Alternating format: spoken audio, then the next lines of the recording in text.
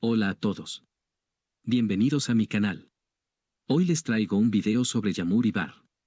Todos los detalles están en mi video.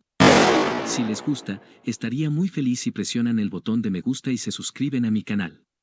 También pueden apoyarme aún más haciendo clic en el botón de unirse que está más abajo.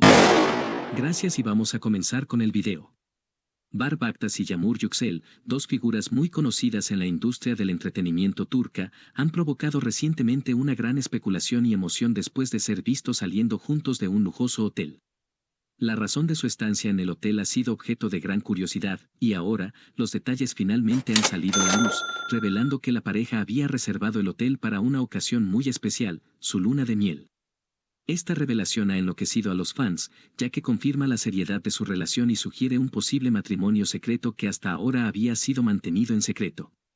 La pareja, que ha estado vinculada románticamente desde hace algún tiempo, siempre ha mantenido una postura relativamente privada respecto a su relación.